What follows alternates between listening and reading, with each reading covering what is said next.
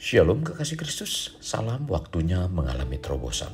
Saya bersyukur kalau sampai hari ini saudara masih tetap setia mendengarkan renungan melekat dalam Tuhan.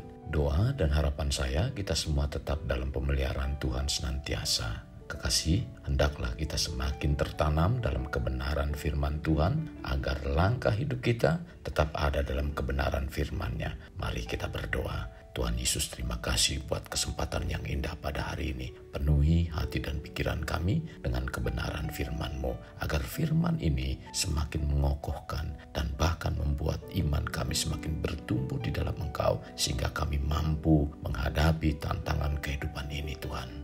Melalui firman inilah kami percayakan janji-janji-Mu, Tuhan. Karena tidak ada janji dari Engkau yang tidak dipenuhi, dan tidak ada satupun yang tidak digenapi, melainkan semuanya telah digenapi. Maka dari itu Tuhan, bukakan hati dan pikiran kami untuk terus tertanam dalam kebenaran firman-Mu, karena firman-Mu lah yang membuat kami tetap bertahan di dalam segala tantangan hidup. Terima kasih Tuhan Yesus. Ini doa dan permohonan kami yang kami alaskan dalam nama Tuhan kami Yesus Kristus. Amin.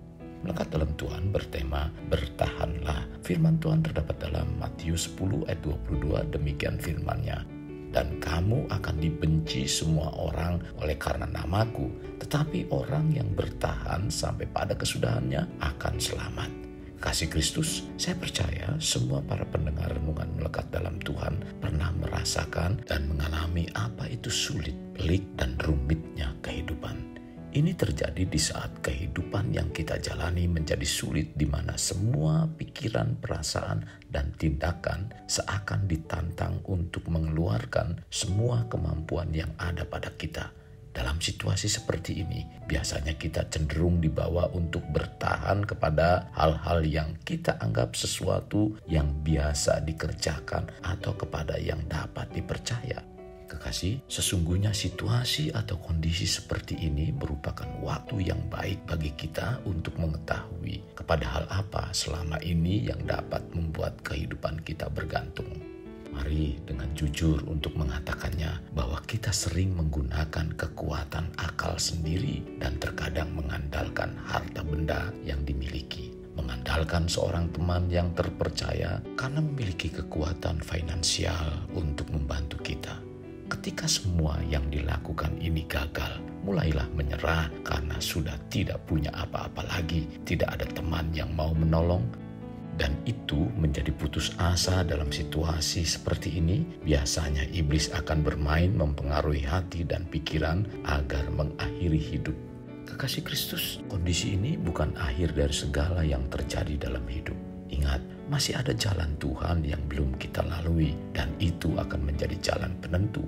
Apakah jalan kehidupan yang kita lalui itu akan hancur jadi abu dan akan dibuat menjadi baru, atau akan muncul menjadi yang berkualitas? Jadi bertahanlah saat kesulitan sebesar apapun terjadi dalam hidup kita. Kita harus bertahan sekalipun hidup menjadi sulit dan tak tertahankan. Kenapa? Karena Alkitab banyak membuat janji-janji Allah, di mana kita akan menerima janji-janji Allah seperti Ishak, tercatat dalam Galatia 4 ayat 28. Alkitab mencatat dengan jelas bahwa apa yang dijanjikan Allah tidak ada yang tidak digenapi. Dalam Yosua 23 ayat 14 mengatakan, maka sekarang sebentar lagi aku akan menempuh jalan segala yang fana. Sebab itu, insyaflah dengan segenap hatimu dan segenap jiwamu, bahwa satu pun dari segala yang baik yang telah dijanjikan kepadamu oleh Tuhan Allahmu, tidak ada yang tidak dipenuhi. Semuanya telah digenapi bagimu. Tidak ada satupun yang tidak dipenuhi. Ketika kita menjalani kehidupan menghadapi kesulitan yang akan kita tuju atau sedang dalam keadaan terpuruk, tetap bertahan dan ingatlah firman Tuhan. Untuk itu, bila keadaannya seperti ini, penting bagi kita agar setiap harinya diisi dengan kebenaran firman Tuhan, dan percayalah bahwa rencana Tuhan itu baik untuk kita. Mari tetaplah bertahan dalam mengatasi dan melewati rintangan kehidupan, dan peganglah janji-janji Tuhan. Maka kita bisa bertahan melewatinya. Berjalanlah selangkah demi selangkah. Setiap kali kita melangkahkan kaki kita di hari yang baru, percayalah bahwa Tuhan menyertai kita. Selangkah demi selangkah, itulah cara Tuhan menuntun hidup kita. Tidak pernah Tuhan membuka semua tabir masa depan kita secara langsung, tetapi Tuhan membukakannya secara bertahap, satu persatu, percis seperti anak tangga di mana kaki kita melangkah. Mari bertahanlah dan hadapi semua itu, sebab Tuhan memerintahkan para malaikatnya untuk mengawal, menyertai kita. Kekasih, hidup kita memang pasti mengalami apa yang namanya suka dan duka. Ada berkat, tetapi ada juga tantangan. Bila kita sebagai orang percaya, hendaknya kita mempunyai iman bahwa semua yang terjadi adalah tidak lepas dari campur tangan Allah. Amsal 20 ayat 24 mengatakan, langkah orang ditentukan oleh Tuhan. Demikian juga dalam Mazmur 37 ayat 23, Tuhan menetapkan langkah-langkah orang yang hidupnya berkenan kepadanya. Jadi penting sekali agar kita dapat menjaga langkah-langkah hidup kita untuk diterangi firman-Nya. Dalam Mazmur 119 ayat 105 mengatakan, firman-Mu itu pelita bagi kakiku dan terang bagi jalanku. Firman Tuhan digambarkan sebagai pelita bagi kaki kita yang dapat mengarahkan arah langkah kaki kepada masa depan yang baik dan benar. Sehingga jalan-jalan kehidupan yang kita lalui dari selangkah demi selangkah ada dalam jalan yang terang, dan itu tidak peduli apakah di depan atau di sekitar ada kegelapan yang melingkupi. Janganlah takut dan terus bertahan, sebab Tuhan menerangi jalan kita. Hal yang harus dipacu dalam hidup kerohanian kita untuk terus bertumbuh dalam Tuhan dan dapat bertahan dalam menghadapi berbagai persoalan adalah tetap berjalan bersama Tuhan. Maka setiap kali kita melangkahkan kaki, disitulah Tuhan akan menerangi langkah hidup kita. Marilah kita belajar untuk mengelola kesusahan hidup. Nabi Yeremia mengungkapkan penghiburan terhadap kesusahan yang dialami umat Tuhan. Sekalipun kesusahan melingkupi, tetapi kasih setia Tuhan tidak berkesudahan. Dalam Ratapan 3 ayat 19-22 mengatakan, ingatlah akan sengsaraku dan pengembaraanku, akan ipu dan racun itu. Jiwaku selalu teringat akan hal itu dan tertekan dalam diriku. Tetapi hal-hal inilah yang kuperhatikan.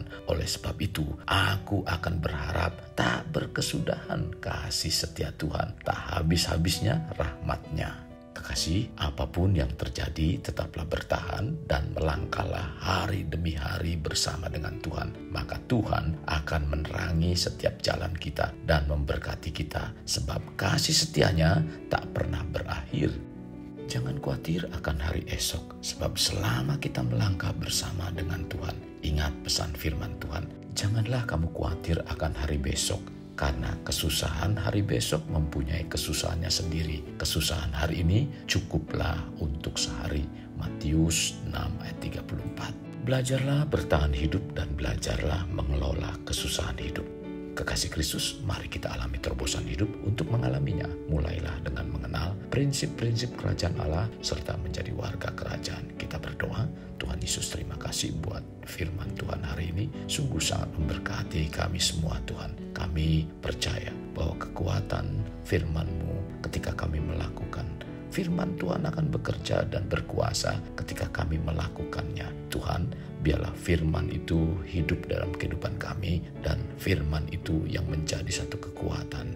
Ketika kami menempatkan firman dalam seluruh kehidupan kami, maka kami akan mampu berjalan menghadapi berbagai macam tantangan hidup, kesulitan dan kesusahan apapun. Kami tetap diarahkan untuk tetap berdiri dalam kebenaran firman-Mu. Kami dimampukan untuk bertahan karena kami percaya bahwa tidak ada satupun dari segala yang baik yang telah dijanjikan oleh Engkau Tuhan tidak digenapi, melainkan semuanya digenapi. Terima kasih Tuhan Yesus buat firman Tuhan hari ini. Sungguh sangat memberkati kehidupan kami semua Tuhan.